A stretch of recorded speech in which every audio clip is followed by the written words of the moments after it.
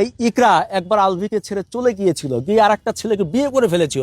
সেখানে তার বাসর হয়েছে এবং বাসর হওয়ার পর সে তার ভুল বুঝতে পেরেছে এবং ভুল বোঝার পর আবার তার কাছে ফিরে এসেছে। আমি মনে করি যে সে এরকম ভুল করে থাকে, তাকে উচিত ছিল আলভির দুইটা লাথি মারা। আলভি যে দুইটা লাথি মারে নাই, এই কারণে আজকে এই পরিণতি হয়েছে। এবং হতে পারে যে আলভির কারণে না, ওই ছেলে কিংবা অন্য কোনো ছেলের কারণে কিংবা নেশাগ্রস্ত, সেটাও হতে পারে। আমরা কোনো কিছু উড়িয়ে দিচ্ছে না, তবে আমরা আশা করি যে আমাদের দেশের পুলিশ ইনভেস্টিগেশন করে সঠিক তথ্য আমাদের সামনে নিয়ে আসবে। যতদূর জানি আলভি এখন আসেনি। আলভি এয়ারপোর্টে এসেছিল, এয়ারপোর্টে বোর্ডিং পাস ক্রস করার পরে তার মোবাইলে একটা ফোন আসে এবং ফোন আসার পরে তাকে বাংলাদেশ থেকে কেউ ইনফর্ম করেছিল যে তুমি যদি দেশে আসো এয়ারপোর্টে গ্রেপ্তার হবা।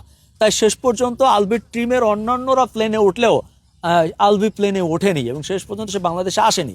কারণ এটা একটা টোটালটা ইকুয়েশন আছে, হিসাব আছে, কয়জন আসলো। বাংলাদেশের ইমিগ্রেশনেও যদি গেট পার হয়ে থাকে সেখানে রেকর্ড আছে সে আসছে কিনা। তা আমি যতদূর জানি সে এখন আসেনি। হ্যাঁ, আসলে মারা যাওয়ার পরে একটা মানুষের সবার আগে আসার কথা, কিন্তু সে সবার শেষেও আসে নাই, এখন পর্যন্ত আসে নাই। এবং তার এই যে না আসাটা, এটাতে মনে হয় যে সে প্রত্যক্ষ বা পরোক্ষভাবে এই ঘটনার সাথে জড়িত এবং এই কারণেই সে আসেনি। বাংলাদেশের আইন তো আমরা যে কেউ ফেস করতে পারি, সে যদি নির্দোষ হয় সেটাও বলতে পারে।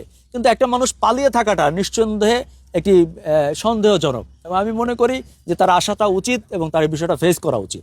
আলভিকে আমি ব্যক্তিগতভাবে চিনি এবং তার সাথে আমার বেশ কয়েকবার কথাও হয়েছে। সে যে বাংলাদেশের খুব বড় মাপের একজন সেলিব্রিটি বিষয়টা তাও না।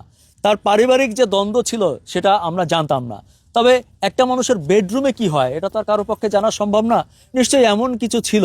তবে আপাত দৃষ্টিতে যে তিথির বিষয়টা দেখা যাচ্ছে সেটা যদিও অনেকে বলছে যে এটা ভুল, ইকরার বিভিন্ন প্রবলেম, নেশা করা, তার আগের প্রেম ইত্যাদি। এছাড়া আলভি আর একটা জিনিস সামনে এনেছে যে এই ইকরা একবার আলভিকে ছেড়ে চলে গিয়েছিল, গিয়ে আর একটা ছেলেকে বিয়ে করে ফেলেছিল। সেখানে তার বাসর হয়েছে এবং বাসর হওয়ার পর সে তার ভুল বুঝতে পেরেছে এবং ভুল বোঝার পর আবার তার কাছে ফিরে এসেছে। আমি মনে করি যে সে এরকম ভুল করে থাকে, তাকে উচিত ছিল আলভির দুইটা লাথি মারা। আলভি যে দুইটা লাথি মারে নাই, এই কারণে আজকে এই পরিণতি হয়েছে। এবং হতে পারে যে আলভির কারণে না, ওই ছেলে কিংবা অন্য কোনো ছেলের কারণে কিংবা নেশাগ্রস্ত, সেটাও হতে পারে। আমরা কোনো কিছু উড়িয়ে দিচ্ছে না, তবে আমরা আশা করি যে আমাদের দেশের পুলিশ ইনভেস্টিগেশন করে সঠিক তথ্য আমাদের সামনে নিয়ে আসবে। তবে আমাদের সমাজে এটা কোনোভাবে আমাদের কাম্য না। আমরা চাই যে প্রত্যেকটা মানুষ ভালো থাকুক এবং এই যে ইন্টারনাল রিয়াকশনটা হচ্ছে, দেখবেন যে অনেক শিল্পীরাও রাস্তায় নেমেছে, এটির প্রতিবাদ করছে।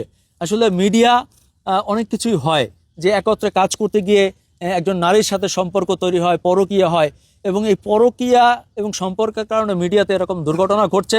অনেকে আশঙ্কা করছে রিসেন্টলি আরও কয়েকটা দুর্ঘটনা ঘটতে পারে কোনো জুটিকে দেখে। আমি সেই জুটির নাম উল্লেখ করলাম না, তবে আমাদের সাবধান থাকতে হবে যেন এমন ঘটনা না ঘটে। আদারল্যান্ড 24, মাতৃভূমি, বিশ্ব সংবাদ 24 ঘন্টা।